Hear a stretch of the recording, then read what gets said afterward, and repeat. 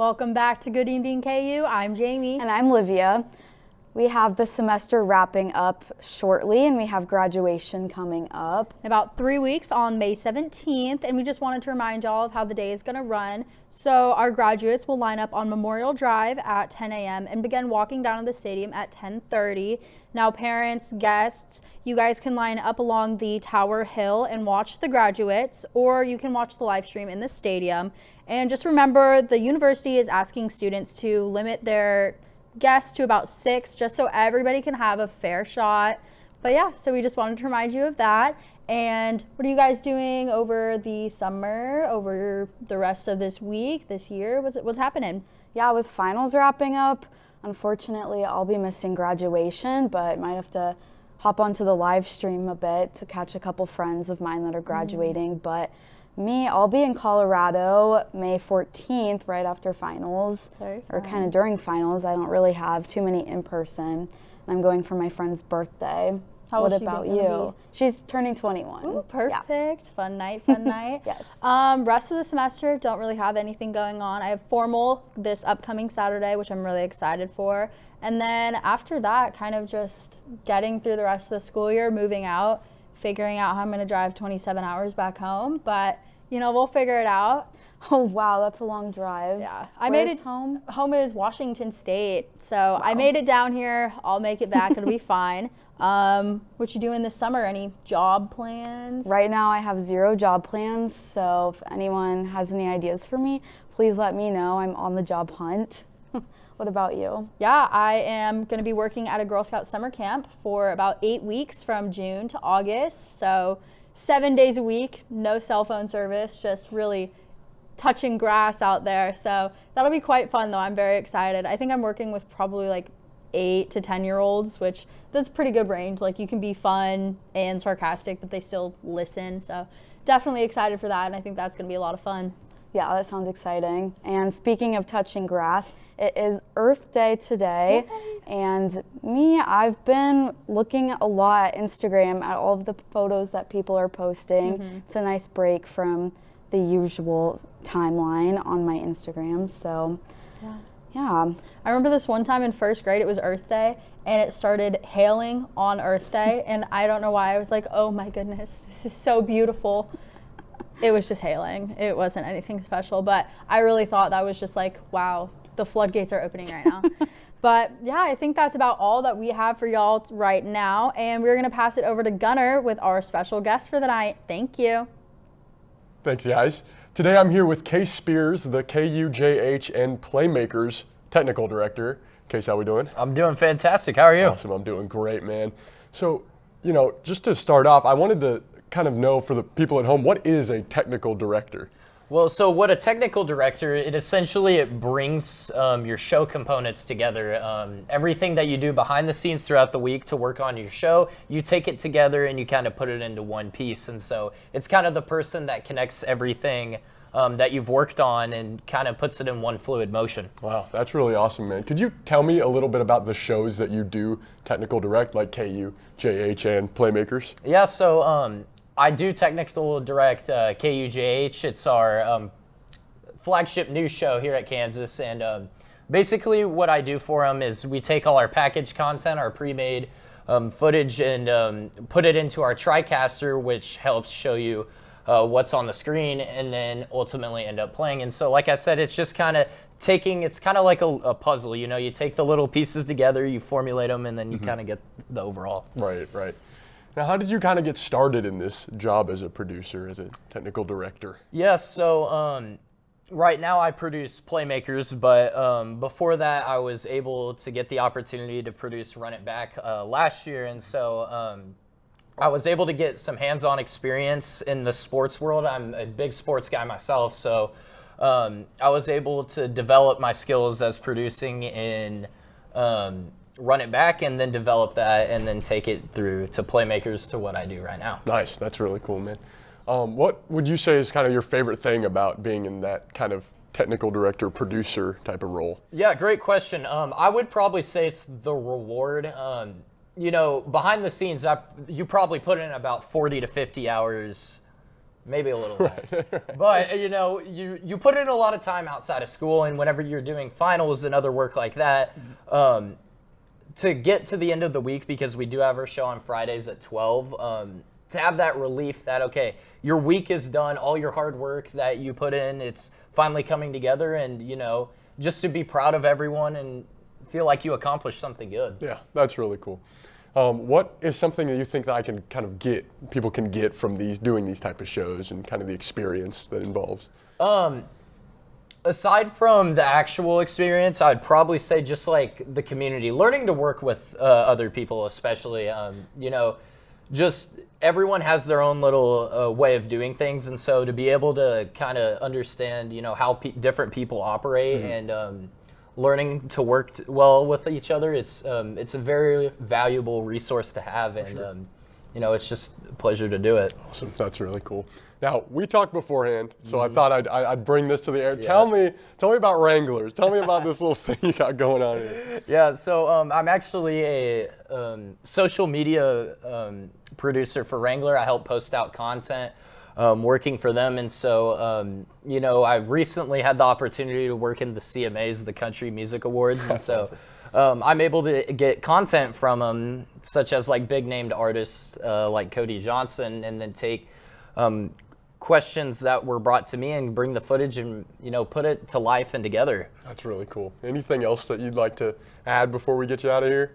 I would probably say, you know, being on just overall, like being on any show is very important. Our applications for Playmakers actually just came out today, and so students that want to be a part of a sports show and apply and, you know, try to get on, you know, you can go ahead and you can submit that application. And so, you know, it's been a true honor to do it, and I hope everyone at least applies that wants to. Heck yeah.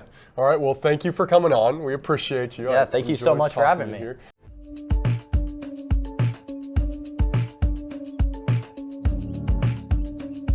You already carry what you need every day. Carry Narcan, which could save a life.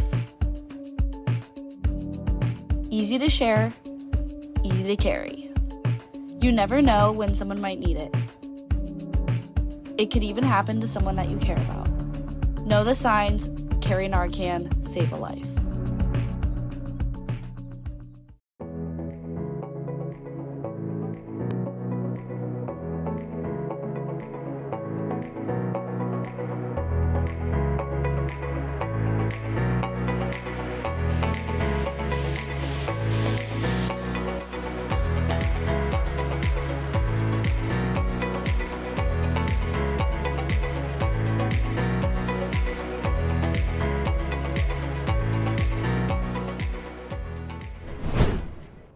Welcome back. I'm Jamie. And I'm Maddie, here with your weekly Good Evening KU News update. Iran has fired on 3 ships in the Strait of Hormuz earlier today, damaging at least one and seizing 2 others, weakening already fragile diplomatic efforts with the United States. These attacks followed an announcement from President Donald Trump of an indefinite ceasefire continuation, even as planned peace talks in Pakistan remain uncertain. The U.S. is currently continuing its naval blockade and recently intercepted another tanker linked to Iran's oil trade and criticized by Tehran as a violation of the truce. A local petition is calling for the Lawrence City Commission to reject a proposed 6-story apartment development at 711 New Hampshire Street, arguing that it would get rid of a key free public parking lot in downtown Lawrence. Supporters say this loss of parking could hurt nearby businesses, reduce accessibility, strain infrastructure, and remove a long-time community gathering space. The petition, which has already gathered more than 500 signatures, is urging city leaders to prioritize preserving downtown parking over new development as debates over the project continue. The Kansas City Royals have announced plans to build a new downtown stadium and entertainment district in the Crown Center area, ending the debate over the team's future location. This project will include a new ballpark, mixed-use development, and a redesigned headquarters for Hallmark cards, with an investment of over $2 billion and more than 20,000 expected construction jobs. John Sherman, CEO and chairman of the Royals, describes what goes into the making of such a big project. I think, there's a lot, this is conceptual, there's a lot of work to do, but we're trying to incorporate the things that we like, that our fans like, and those views, those will be one of a kind, I think, in baseball. They're really stunning. Located near Union Station, the development will be funded largely by private sources and is aimed at improving overall accessibility, walkability, and long-term economic growth in Kansas City. A 6-week-old Paras monkey named Yuji is gaining attention in Guadalajara after being raised at the Guadalajara Zoo with a stuffed toy acting as his companion. Rejected by his mother shortly after birth, Yuji has been cared for by veterinarians through bottle feeding and constant monitoring to ensure his survival.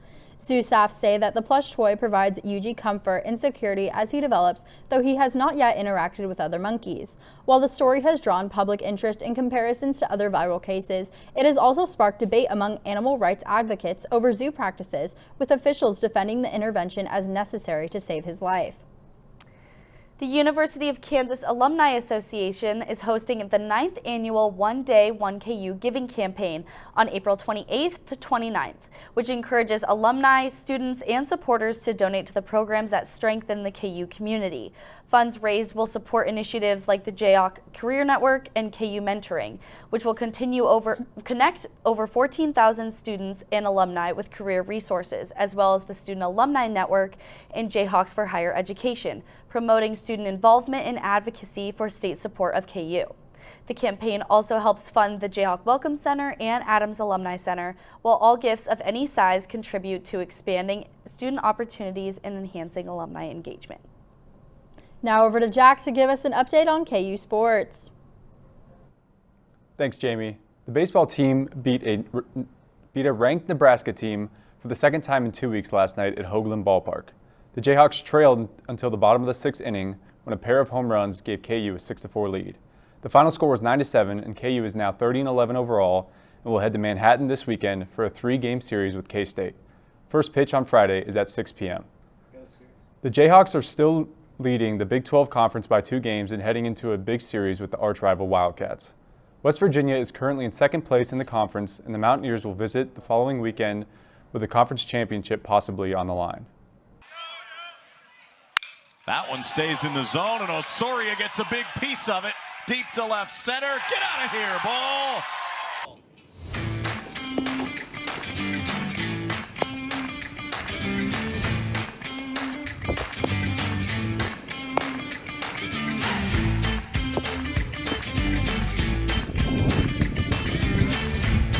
KU baseball versus West Virginia, May 8th to 10th. Be there, rock chalk. The softball team lost 2 of 3 at UCF last weekend and has no midweek game before hosting Iowa State this weekend at Arocha Ballpark. KU is 30-15 overall and tied for 3rd place at 11-7 in the Big 12. First pitch on Friday is at 5 p.m. The volleyball team completed its spring season with a split at home. The Jayhawks beat Arkansas but lost to Missouri. The exhibition matches allow coaches to substitute different lineups and play everyone on the roster. Finally, former Jayhawk Sharon Lokedi won the Boston Marathon on Monday. The former 10,000-meter NCAA champion has now won 2 Boston Marathons in a row, to add to her New York Marathon and her post-collegiate debut. That's all for sports today. Stay tuned for a KU-themed game after this.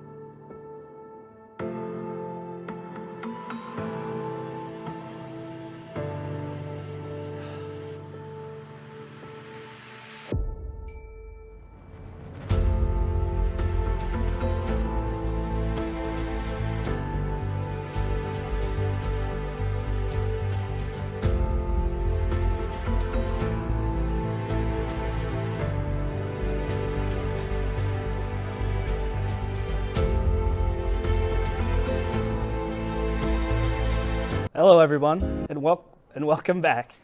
We got a fun little game to end out the show today, a little bit of a KU-themed Jeopardy. We have our 2 teams with us. On Team 1, we have Jack and Livia, and Team 2, we have Gunner and Kace. And we're excited to get into it, test the KU knowledge of these KU students. So we'll start off with our first question. Oh, what are we taking? What are we taking? Basketball 500. Oh, Can basketball. we go over? What country did KU beat in 1987? USSR. Okay, team 1, USSR. Do we have that? Yeah, I think so. I think we'll count that. I mean, same country. Mainly. This is insane. I mean, All that right. was just a stellar performance. That was. Team that- 1. Team 1, you have control of the board. Where do you want to go? Lawrence 200. Here we go over Lawrence 200. What was the name given to the abolitionist? Jayhawkers? Yeah, I think that's it. Really jumping the gun. We'll is an check the all-time answer. This is an ultimate. Yeah, We're watching you can LeBron move Game 6 We'll right check now. that This one. is insane. I think that's right. Yeah. All right, team 1. We're gonna keep it with you. You're up 2-0 right now. Where do you want to go next? KU 400. KU 400. Who is the chancellor of KU? Douglas Gerard. My boy Dougie. Gerard, huh? Okay, yeah, we Yeah. have that. Team 2 is on the board. Way to go, Oh, guys. look at that. Now that was a stellar performance. All right. That's excitement right there. Where do you want to go now, guys? Let's do basketball for 400. Basketball 400. Name me only 2 Jayhawks to win. Oh, that was us. Danny Manning and Frank Mason. Let's check it. Danny Manning, Frank Mason. That is correct. All tied up, 2-2. Staying with you guys. Case, where are we going? He was on a heater. He was about it. We couldn't get stuck. Let's do. I don't know. What are you thinking? Basketball 300. Let's do basketball 300. We'll go basketball 300. What? You guys didn't even read it yet. You just slapped the table. All right, let's hear it, guys. I mean, I'd be amazed. Yeah, we got that. I don't got that. What What was is the it? Well- exact time left when Chalmers hit the shot? I want to say it was about. Well, that's Wasn't the it like- question, yeah. I think it was like. Dude, I want to say it was like We're going to have to time limit here soon. We're going to need something. 1.6. 1.6. I don't think that's right, but. Unfortunately, not right. Round up, bro. Did you know that? I don't know about that. All right, we're going to keep it team 2. Where are we going? I feel like we should get this one. Greek life 100. All right, Greek Life 100. What is the name of the house with the 2 golden lions? Team one? SAE Sigma Alpha Epsilon. Wow. This Oof. might be Mr. Jayhawk. Look at you go. Wow. I don't even think I knew that. Team 1 up 3-2. Where are we headed? Greek life 400. Stay in the same category. Oh boy. First sorority on KU's Oh. campus. Kyo. No, wait, let me rebuttal. All right, Kyle versus, what do you think? So I'd say that's a tie, so let's see. Pi Beta Phi. Pi Beta Phi. What do we got? Oh, Wow. What a snipe by dude, Team this 1. guy, bro. Up 4-2. This could be possibly game point. Where I mean, are we headed? That's an incredible performance. We are just witnessing greatness right now. Like one of the 500s. Okay, Lawrence 500. Lawrence Freaking out, 500 man. going for a big one. Who is the first mayor of Lawrence, Kansas? Come on, guy. You got. Oh. Wow. Okay, what do we got, Case? I'm gonna have to go with. I mean, it's just got to be Naismith, right? Yeah. I mean, it's just It's gotta gotta be. be. Yeah. Mayor. I mean, Basketball it's just gotta coach be. and mayor? No, unfortunately not. no. We're going to keep it moving. Okay. That's some. Where do we want to go now, guys? Lawrence 400. Lawrence for 4. Oh boy. What year did the Lawrence massacre occur?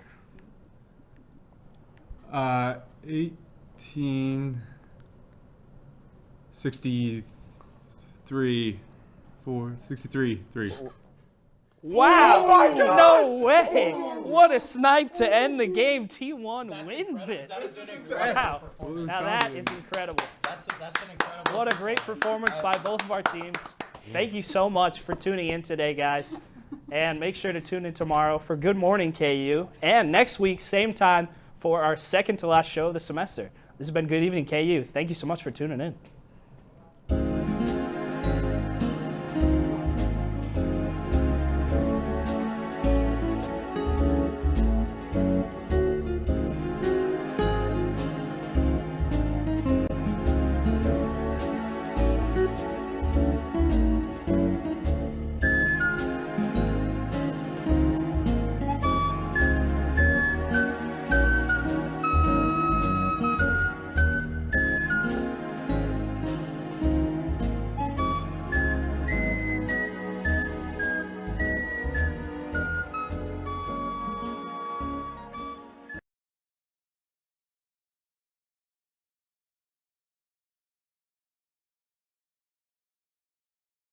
Bye.